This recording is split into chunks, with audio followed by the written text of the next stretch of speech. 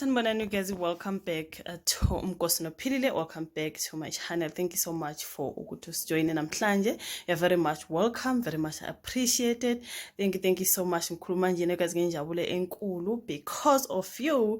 Philile Umnkosi Nophilile is now fully monetized. So ngiyabonga kakhulu guys. So mangabe kunama ads adlala phakathi nendawo phakathi nevideo, please, I will really appreciate if ungawaskip lawo ma ads, let them play. And ngiyabonga kakhulu you guys. I mean silana namhlanje because of your love and support. Thank you so much you guys. So it's monetized this channel. It was monetized but it wasn't really fully monetized, but for now we are fully monetized. So sizobona kadlala ma ads, kindly let them run. Ungawaskipi lokhu uzobungenzela ifavor kakhulu guys. Ngiyabonga kakhulu. Thank you so much. So now, but anyways guys, angizange indaba ezimnandi because I saw a trending story mangivuka namhlanje lokungana uShebe shared kuthiwa he was involved kwi car accident, and mangithi ngiyabuka lawa ma clips car accident awekho mahle neze you guys. That's horrible.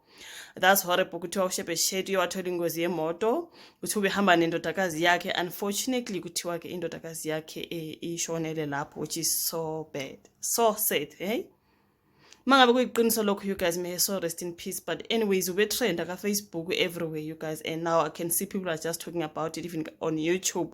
I'm like, which means it happened. Because for me namanje ngithi ngisalinde a full storyline zosibona khona ngizokwazi ukuthola udaba ngokuphelele. Now I'm just breaking a story to you because into engiyibonile nje just online ngabona nama clips horrible. Poor Shebe Shetty, oh poor daughter.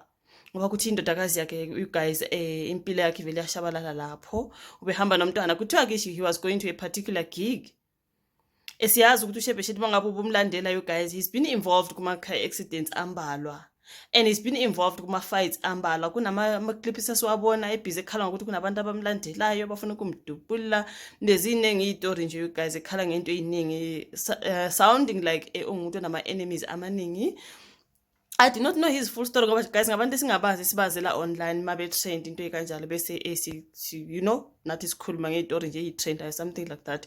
So ubonakala ngathi kunabantu nje like enemies. Ubonakala ngathi umuntu okwaphila le mpilo yasejele. Mangibuka kuthiwa he's been in prison, and then out of there wabuya nje waba ngumrapper. He's a rapper you guys, he's an artist, uya rapper. Esengiyabona ama videos amaningi ama clips wakhe ese stage rapper into ekanjalo nje, you know unabalandeli futhi abaningi abamthanda. He's from Limpopo you guys. I think his real name is Ulihlohonolo Chauke. So he's Lihlohonolo Shebe Shetty Chauke, something like that. He's a rapper and he's got so many friends at the same time. Abangani bakhe bajike babe ngama enemies. Sesibonile ebhizi exabana nabo The Punisher akade ngabangani bakhe. Sibone futhi nje nabo Ricky, is it Rich B, the guy with the podcast. Sibone nabo Skomota, sibone nje nabo esikhothanisa Pitori, bekukuningi ngaye laphana guys nabangani bakhe belokhu nje njalo beposta ama video abo mabe ngathi bayakhuthana into ekanjalo guys, ekhala kodwa ukuthi khona bangathi bayamlandela bayamdinga bla kwazi kwaba nakho nesangomanyane sakhe sasibona la sabuye sathi hey sibonisa impilo kaShebe Shetty kuthe kwathini all those things sizibona online. So namhlanje ke ngibone sabone ingozi before airport kunemoto emhlophe izilahlela la kwathi uShebe Shetty bine car accident ngeyinye nje ezinye zezingozi ayewazithola. Le ngibone namhlanje kusayo nje wow, leyo nje is a horrible one you guys. Kuthiwa ke uShebe Shetty ube kwenye ingozi yemoto, ubehamba nendodakazi yakhe. Unfortunately kuselahlekele indodakazi yakhe, yena kwathiwa ke ugijimisele esibhedlela. Kuleyo clip bazakala bekhuluma ke lapha ngazi ngabantu ade bemsiza bakhuluma nje ngespeed you guys, saying baruna kitima something like that. That's what I can hear.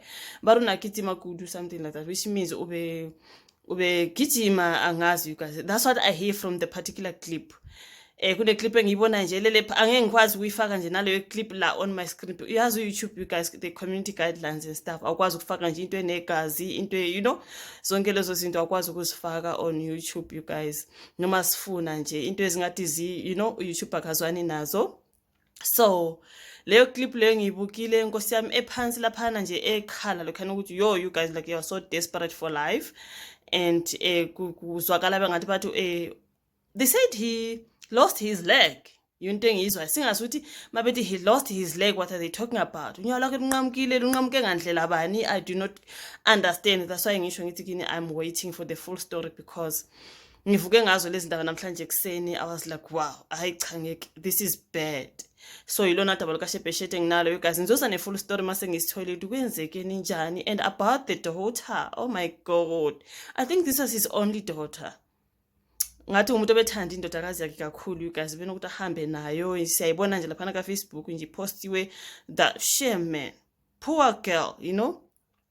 So isona story ngisiphethe, you guys, sikaShebheshete kuthiwa ke uphuthunyiswa lesibhedlela from that horrible car accident.